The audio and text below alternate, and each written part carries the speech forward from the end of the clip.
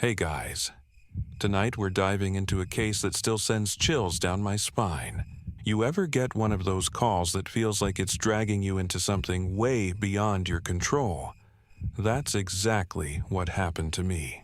A voice on the line, calm, measured, called himself a spiritual cleanser, said he needed my help investigating an old cemetery on the edge of a forgotten town. Then he disappeared, completely, like he was never real in the first place. I think this story might leave you unsettled, maybe even questioning what's real and what's just waiting to be found. And honestly, you might want to sleep with a light on after this one. But hey, if you're into that kind of thing, good news, you're in the right place.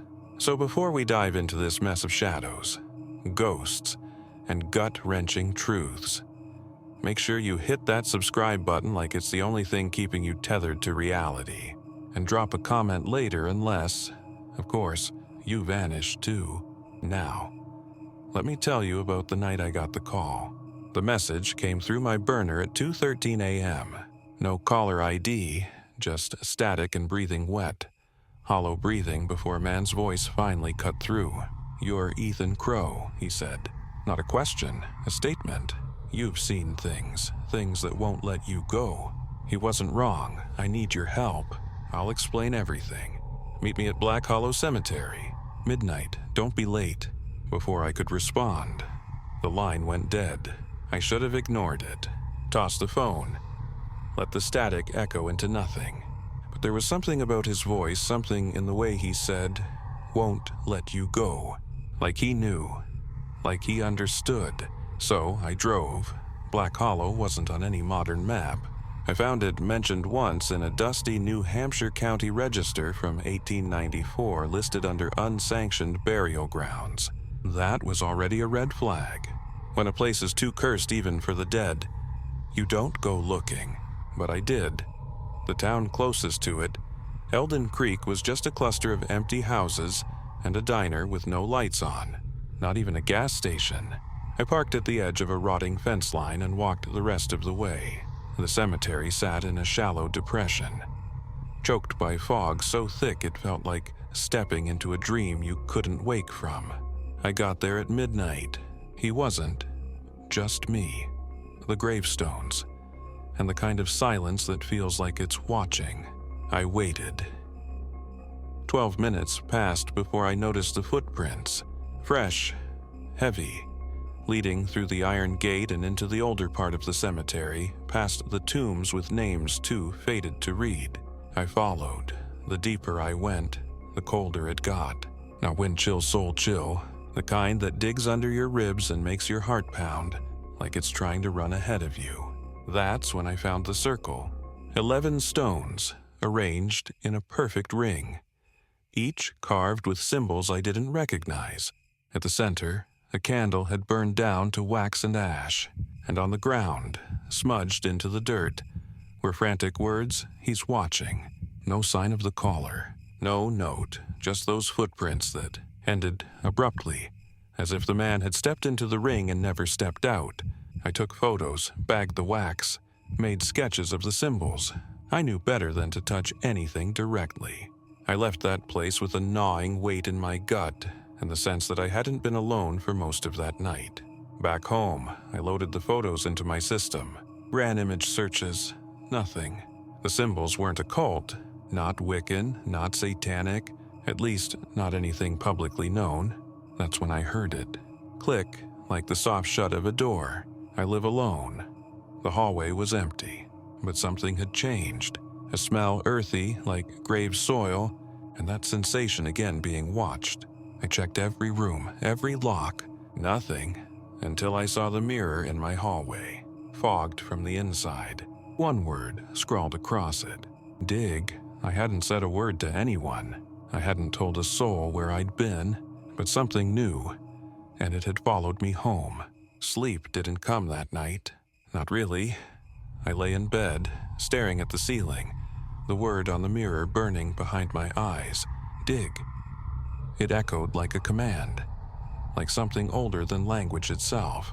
I knew I wasn't dealing with a prank or some basement occultist messing around. This was deliberate, targeted. By dawn, I was already packed.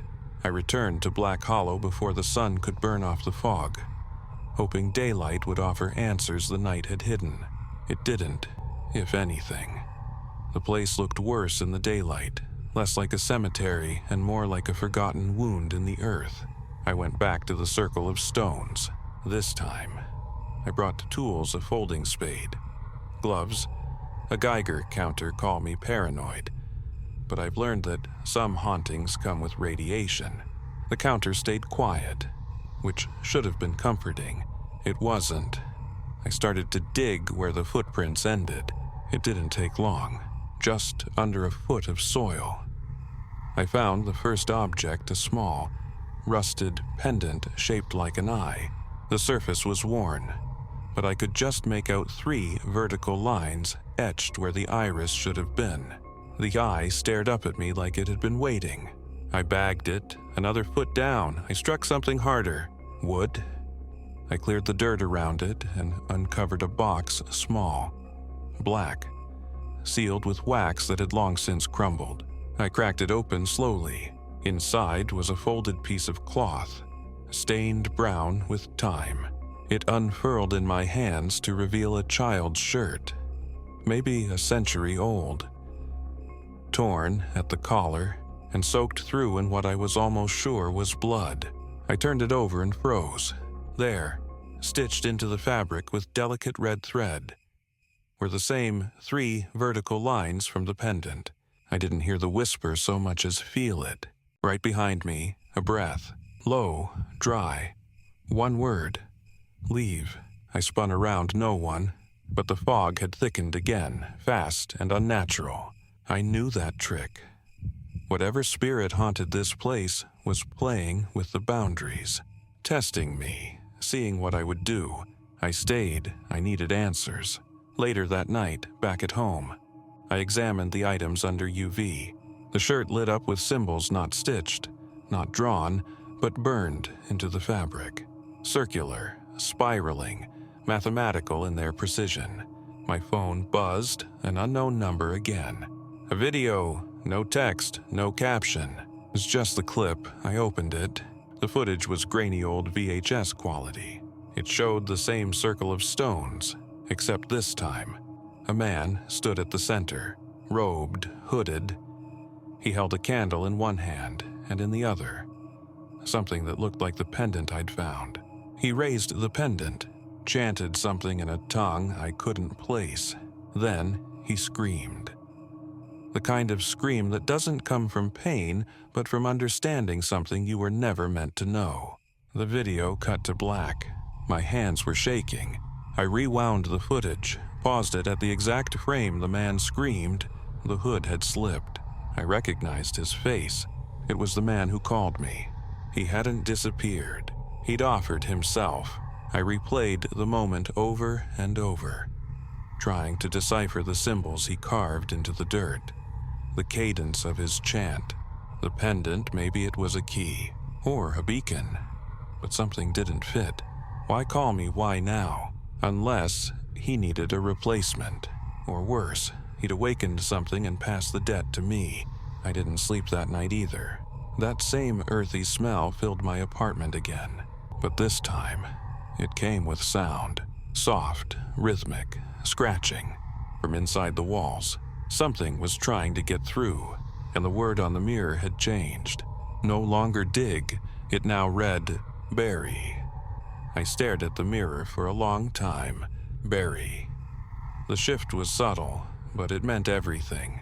It wasn't just about uncovering something anymore. It was a command to put something back I'd it. Whatever I'd disturbed in that graveyard didn't want to be found, or worse, wanted me to finish what the other man had started.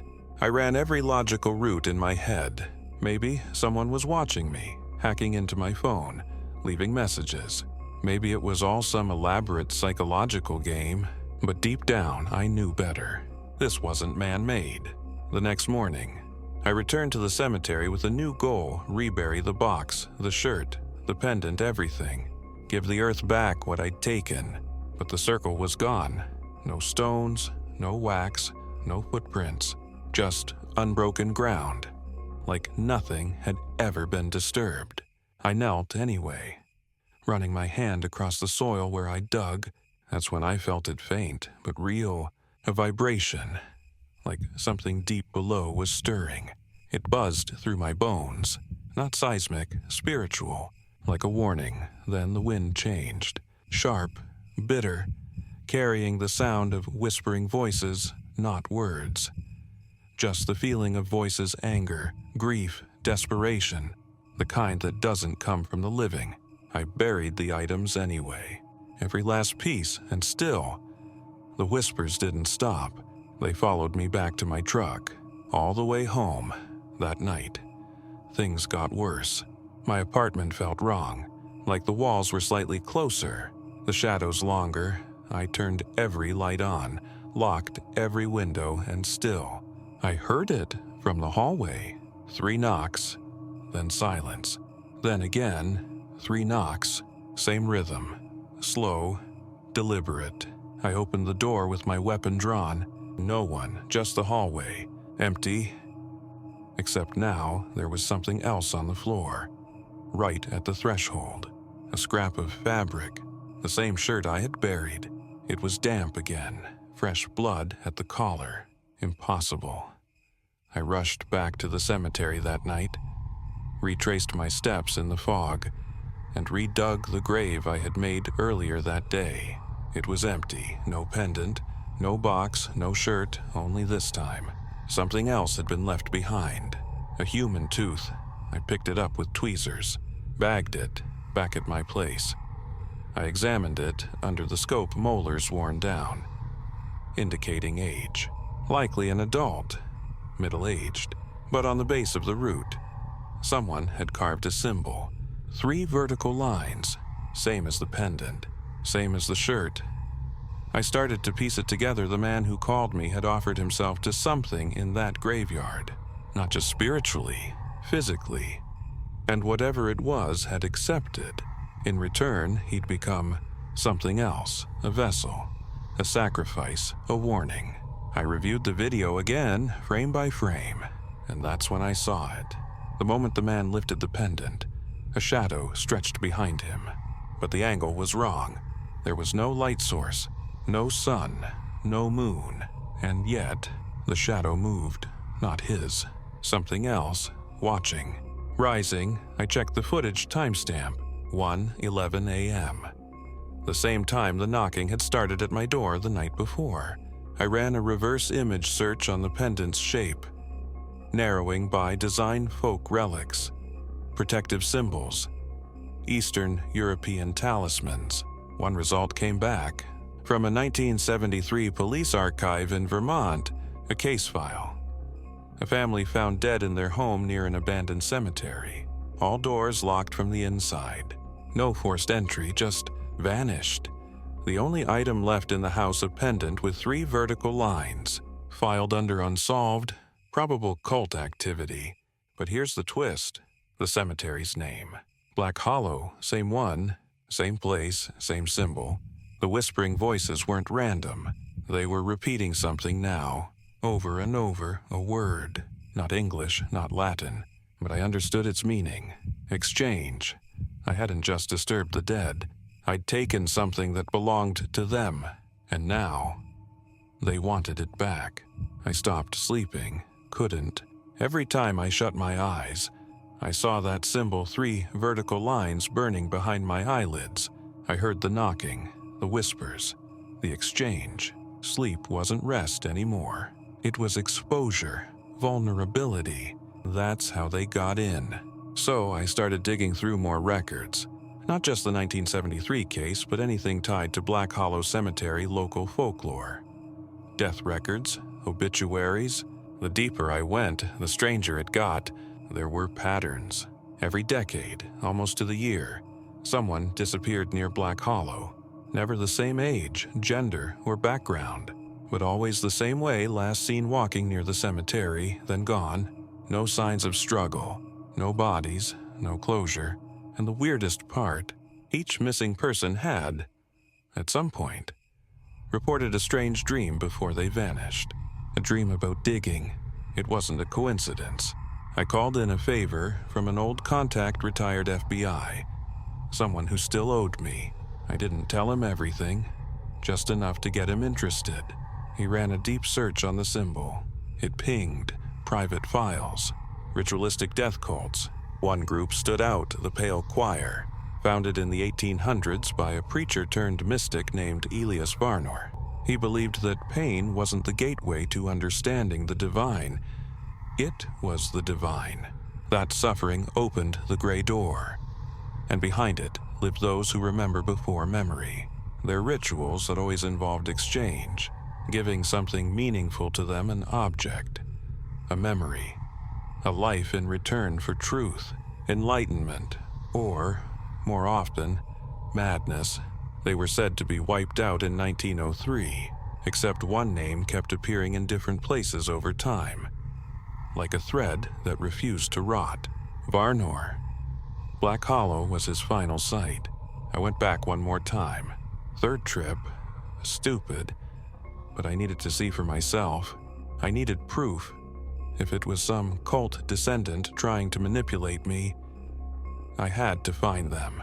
And if it wasn't, I needed to know what I was dealing with. The cemetery was different this time. Wrong, more decayed, like time had skipped a few decades. Headstones were cracked in new places. A tree had split down the center, fresh and raw. But worst of all, the circle was back. The stones, the wax, the exact symbols as before. And in the middle, a photo. My photo, taken from my apartment. I picked it up, heart pounding, checking every angle. Behind it was a note. Handwritten. One must be taken to close the gate you opened. Underneath, someone had drawn a crude sketch of the pendant. Only this time, it was broken, shattered in half. That's when I heard it. A child, crying, soft, muffled, close.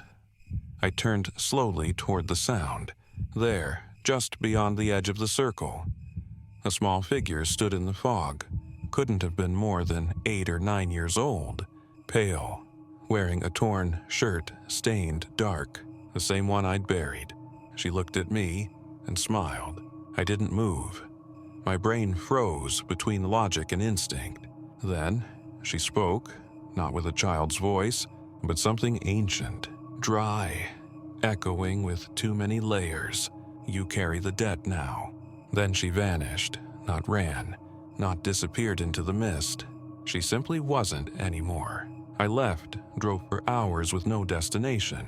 Just away, but I made one mistake. I brought the photo with me. That night, I found a new word scratched into the inside of my windshield. Soon. Not a threat, a promise. I knew I couldn't outrun it. Whatever it was, I could drive across state lines, throw my phone in a river, sleep in motels under different names, but that photo would still be there. The whispers would still come at night, and I'd still see her. The girl, smiling with someone else's voice. So I stopped running. I needed answers. And there was one place left I hadn't gone, one person I hadn't questioned. Elias Varnor, the preacher, the founder of the Pale Choir. Official records claimed he died in 1903 in a sanitarium fire. But records can lie, or be made to. I pulled some favors. Got access to a sealed archive in upstate New York. Government burial site unmarked graves for people they didn't want remembered. Varnor's name wasn't listed, but I found a curious file, unknown male. 1903, cremation request denied. Cause of death, self-asphyxiation during ritual containment breach. The file included a sketch of the deceased. It was him, or someone trying very hard to be him, but the date didn't match. It was listed as July 17th, 1903. The sanitarium fire happened on July 15th, 2 days before, which meant they cremated someone else. They buried him. And the grave, Black Hollow Cemetery. I went back again, 4th time, this time armed with more than questions. I brought holy water, salt, old world relics from a Vatican contact, and don't laugh, an EMF reader. Not because I fully believed it'd help, but because at this point, I needed anything that might tilt the odds in my favor. I started near the center of the graveyard and scanned the ground. Low-level spikes, like static just below hearing range. But then I passed over a grave so old the name had eroded entirely and the reader screamed. 6.6 made add, then 7.1, then it maxed out. I poured a line of salt around it and waited. Nothing, then movement. The ground didn't shake, it sank. Like something underneath had suddenly drawn breath. The soil pulsed. I backed up, weapon in hand. And then the grave cracked open. Not like something was breaking through, like it was inviting me in. There was no body inside, only an old rotted book, wrapped in what I really hoped wasn't human skin. I didn't touch it, just photographed every page I could. Symbols, diagrams, handwritten notes in a language I didn't recognize. Except one, burned onto the last page in English. The debt is only paid when another takes your place. It finally made sense. The exchange wasn't metaphorical, it was literal. I had taken something from them, something they weren't done with, and now I was bound, until I returned it or replaced myself with someone else, and then came the final blow. A single page, hidden in the binding, folded tight, my name, my full name, written in ink that hadn't aged with the rest of the book, fresh, wet to the touch, under it. A date tomorrow. That night, my apartment changed again. More shadows, more whispers. But this time I recognized a voice among them. The fake priest, calling from somewhere inside the walls, repeating one sentence over and over, like a hymn. Tell me who you choose. I didn't sleep, I couldn't, because now they were giving me a way out. The next morning, I checked the time, 6:03 a.m. The same time the whispers had always started, but today, they were silent, too silent. I walked the apartment slowly, checking every room, every shadow. The lights flickered not all at once, just one at a time, like something testing boundaries. I kept the pendant in my fist, not because I believed it could protect me anymore, but because letting go of it felt worse. Then I saw it. On my bathroom mirror, fogged letters written in perfect, deliberate strokes. Choose or be chosen. The same ultimatum the book had made. The same message now echoing in my head every time I blinked. I packed quickly, grabbed the book, the pendant, my notes, and left the apartment. It no longer felt like mine. Hell, it didn't even feel like a place anymore. I drove for hours, no direction, just instinct. An instinct led me to the one person I hadn't told the full truth to, Angela, a folklore professor at Clarkson I'd dated briefly years ago. She was the only one I knew who might not laugh when I showed her what I'd found. She didn't speak at all, not until she finished reading the book pages. Then she said one thing that made my blood run cold. This isn't just a ritual, it's a binding contract. She pointed to a symbol I hadn't noticed before. Hidden in the margin, a spiral embedded in a triangle, surrounded by 3 dots. It's a mark of ancestral debt. Blood oath. You're not just involved, you were chosen before you were born. I told her about the dreams, the girl, the fake priest, the exchange. She went pale. Then she asked the question I'd been avoiding. Who did you replace? I hadn't considered that. Not really, but something clicked. The girl, the pendant, the priest. What if I hadn't just stumbled into this? What if someone guided me into it? Angela started flipping through her own records, matching symbols and translations. Her hands trembled. Then she froze. This isn't about you, she said. It's about them, all of them, everyone who's vanished at Black Hollow. It's a cycle, and the only way to break it is to destroy the object that links them. The pendant. Except I'd already tried that. Smashed it, burned it, buried it. It always came back. Then she suggested something insane. You need to bring it back to where it was first taken, the original grave, the center of the cemetery. But there was a catch. You couldn't just return it. It had to be given back willingly as part of an exchange. Something equally meaningful. Something personal. That's when I realized what they wanted. Me, not my life, my guilt, my memory. The thing I'd carried since the military the night I watched my squad vanish under something I couldn't explain. Couldn't fight. That was the real exchange. Not blood, not bones, shame. So I drove back. One final time. Black Hollow waited, still and pulsing. The center grave was open again. Inside, the book. And next to it now, freshly visible, another item. My dog tags from the military. I never took them out of my lockbox, and yet, here they were.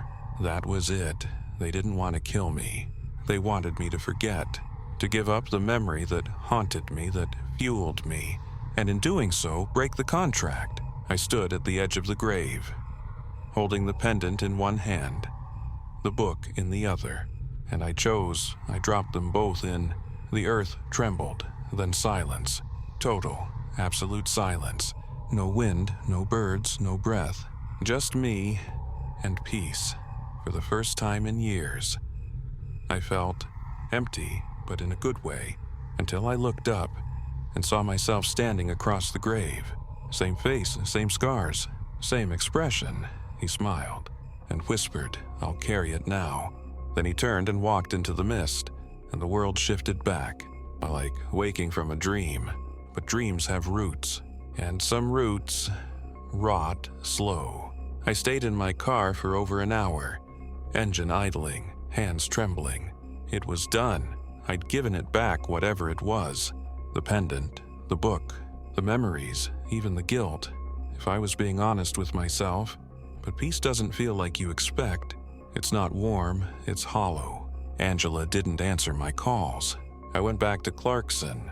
Her office was dark, door ajar, papers everywhere. No signs of struggle, but something was off, like the room had been paused mid-motion. Her coffee still steamed, but she was gone. Only one thing remained on her desk, a torn piece of notepad. Just one word. Run. I didn't, because I knew it wouldn't work. Instead, I went back to my place. No more EMF meters, no more salt, just silence. And then, on the third night, she returned. The girl, not in a dream this time, in my living room, not flickering, not whispering, just standing, staring, but her eyes were mine. Same color, same damage, same weight. She opened her mouth and I spoke. The debt is not erased. It is inherited. Then she flickered out. I checked every mirror in the apartment, every shadow, nothing, just me, but I wasn't alone. The next morning, I got a call from a blocked number. Male voice. Calm. Too calm. "Mr. Crow, we've reviewed your case. There's been an irregularity. We'd like to meet. Click. No contact info, no return number, just coordinates somewhere in Montana." I had no intention of going until I opened my freezer that night. Inside wasn't food, it was a Polaroid photo of Angela, standing beside a man I didn't recognize but did, the fake priest, both smiling. Caption scribbled in red ink. "We are waiting." I stared at that photo until dawn. Then I packed again, driving west. One more time. Montana was colder than I remembered. Sparse land. Dirt roads that twisted without direction. Mountains always at the edge of your vision like silent judges. The coordinates led me to an abandoned chapel. Small, made of stone. Burn marks across the doorframe. I stepped inside. Dust, silence, and a mirror. One I didn't see myself in. Not right away. Then the room began to hum. Low frequency. Like something buried miles below had started to wake. I felt it in my teeth. The mirror showed a room I hadn't entered yet. A cell, old, rotted. Stone walls slick with moss. And inside, a cot, and on the cot, me, eyes open, mouth moving, no sound. I reached toward the glass. It was warm. Then the mirror cracked just once. A thin fracture right down the center. My reflection blinked, then whispered, "You brought it back. Now bring them. The mirror shattered, and behind it, nothing. No wall, just open air, endless dark, and the faint sound of footsteps, someone running, or being chased. I stepped back and hit something solid. I turned. It was the girl again. This time, she wasn't alone. They were all there. Angela, the priest, the boy in the fog, even the fake me, and they all said it in unison. Bring them. That was when I understood. I wasn't the end of the curse. I was the beginning, a delivery system. The debt didn't end. It multiplied, and I was the new collector. It's funny, in a sick way. All this time, I thought I was hunting answers. Turns out, I was just setting the table. For them, they don't haunt you the way ghosts do in movies. No chains or levitating furniture. Just suggestions, whispers, directions. They make you think you're choosing, but you're not. I left the chapel in Montana without looking back. Drove until the sky turned black. Then purple. Then blue again. I didn't eat, didn't sleep, but I wasn't tired because something else had settled inside me. A mission. I started seeing people differently. You ever notice how some folks just seem dim, like their light's already flickering out and no one else sees it? I see it now, clear as day. It pulses behind their eyes, fades every time they lie to themselves, every time they forget what matters. That's how I know they're marked. That's how they know who's next. Angela. She'd been marked since childhood, but she ran, hid behind books, academia. She was useful for a time, until she wasn't. The priest. He volunteered. Some people are like that, willing sacrifices. They think surrendering makes them righteous. Idiots. Me, I was a slow burn. They had to build me. The war, the guilt, the isolation, they planted the seeds. I just watered them. And now I bring people home. The rules are simple. I don't hurt anyone. I don't threaten. I just talk, tell stories, share truths. And those who listen too closely, they dream. And in dreams, they follow. And when they wake, they're somewhere else entirely. A graveyard, fog-laced, timeless. And I'm there, waiting. Not to harm them, to offer them a choice. The same one I got, the same one no one ever really turns down. And so the cycle continues. Last week, I visited a man in Oklahoma. Said he'd been having dreams about a cemetery he'd never seen. Asked if I believed in curses. I told him the truth. I don't believe in curses. I believe in contracts. He laughed, but not for long. I saw the pendant hanging from his rearview mirror.